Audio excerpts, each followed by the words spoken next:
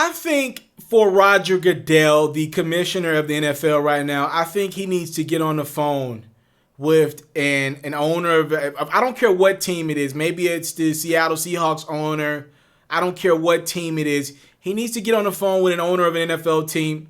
I mean, these are the guys that pays his salary, and he needs to work something out behind the scenes to get Colin Kaepernick a job.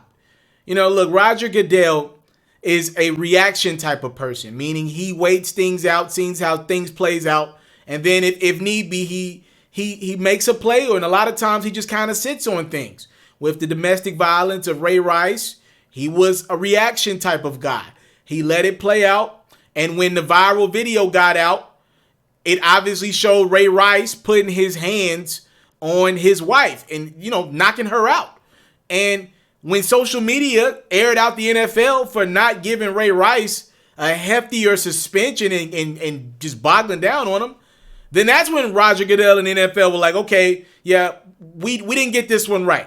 He's never pro-action. He's always reaction. And I think that's just one of the things that, you know, that's worked for Roger Goodell in his career. But it's not going to work with this Colin Kaepernick thing. And I'll explain it why.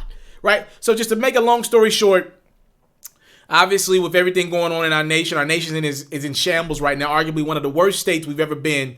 And you know, and I see a lot of togetherness coming out of this, but just be clear, it's not a good time right now. 40 million people are unemployed, and a black man was killed by a police officer. It's bad right now. It's really bad. Again, last week, by the way. So, you know, with the Colin Kaepernick situation, all the NFL players finally spoke up. You rarely hear NFL players speak out about anything, but a lot of stars, we're talking some of the biggest players in the league. I don't need to play the audio. They came out and they made a clip saying, I am George Floyd. We need you to speak out. And they were sending this right to the commissioner of the league, Roger Goodell. Pretty much, we want you to denounce racism. We want you to denounce what has happened to black people throughout the history in this country. And they sent the message to Roger Goodell. We rarely see NFL players, especially some of the top guys in the league, like a Patrick Mahomes. You rarely see those guys speak out, and they finally did that. And Roger Goodell responded by saying, listen, I hear y'all. We didn't get the protesting right. And I'm speaking about Colin Kaepernick. He didn't say Colin Kaepernick by name, but he flat-foot said, like, yo, we were wrong about how we treated Colin Kaepernick as a league.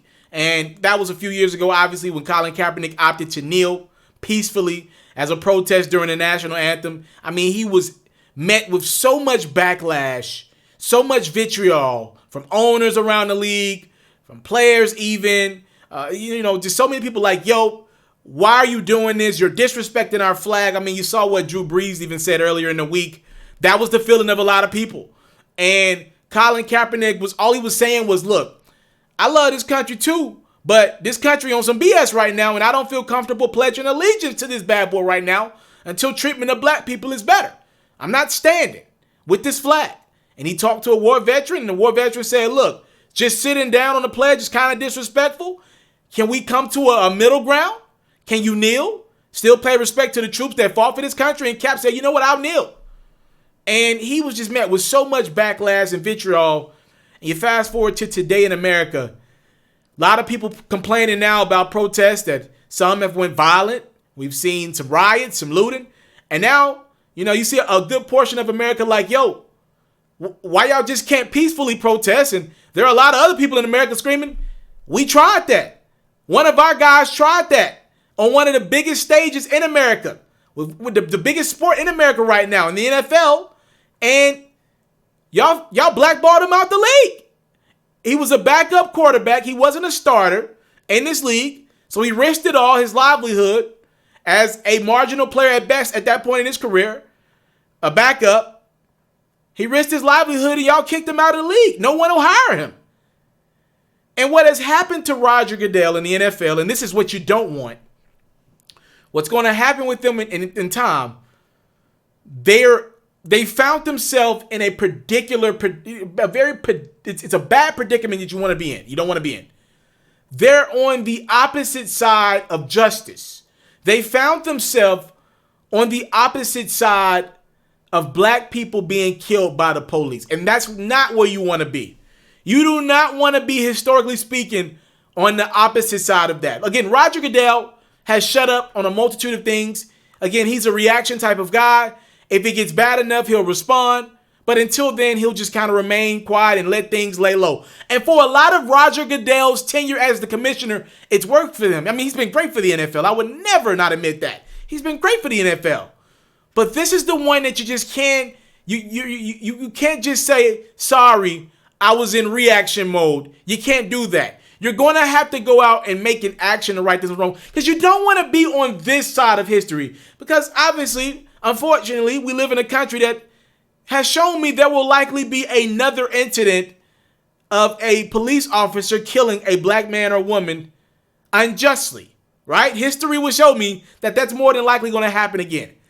And the NFL has found themselves on the opposite side of that. When you think about certain people in this country and certain brands, you think they're not on my side. They're not on the side of justice of this cop killing this black man or woman. And the NFL has found themselves in that picture. I don't think that's a side that you necessarily want to be on, especially in the NFL's position, because they can fix this one. They have the authorization and the right to make this one better than what it is. They can right this wrong with simply hiring this one athlete. I think you right this one wrong and you actually spin this one positively. Again, I don't know what was in Colin Kaepernick's settle with the NFL. I don't know what was in that settlement. I have no earthly idea. But if I'm Roger Goodell, look, I don't think it's enough right now just to say I'm sorry, because he's apologized to everyone but Colin Kaepernick specifically, right? I mean, obviously he's already admitted that he's wrong, because he flat-foot gave Colin Kaepernick a settlement admitting that we kicked you out of the league and blackballed you. So he already gave him a settlement, and he already he just told the people, just responded to the players who said, yo, we need you to speak out. And he said, sorry, we got this one wrong with protests. So he said we got this one wrong. So if you're telling me that, then you need to right this wrong. This one can be righted. This is not I'm sorry, I messed this relationship up for good. You have another chance to get your wife back. You have another chance to get your husband back. Go do it. Find a way. I don't care what you got to do. I don't care what's got to be promised to an owner behind the scenes. Again, you might have to break some rules for this one. Maybe promise somebody a way to get a draft pick, a free agent. You can convince somebody to do something, maybe some finance behind the scene, find a way to get a team a great time slot for maybe 3 straight Sunday night football games to give them increased revenue some kind of way. You got to figure this one out. You got to find a way to get Colin Kaepernick in the league again. I mean, let's be clear. The moment that man signs with any NFL team, he automatically becomes the #1 jersey seller in NFL.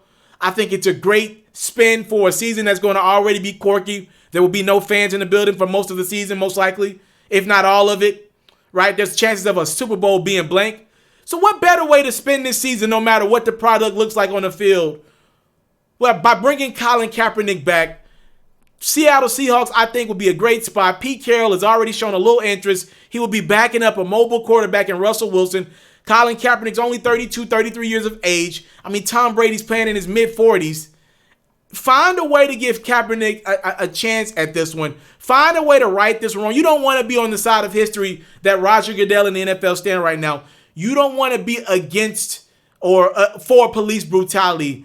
If I'm Roger Goodell, I'm getting on the phone with Colin Kaepernick, and I'm telling him more than just I'm sorry privately. I'm telling him, yo, I have a position for you with this team under these terms. Do you want this position? And I'm sure if the terms are met, Colin will say yes. And this just spins this, which is a very bad look for the NFL right now. A whole different narrative, historically speaking, will be spent to this story.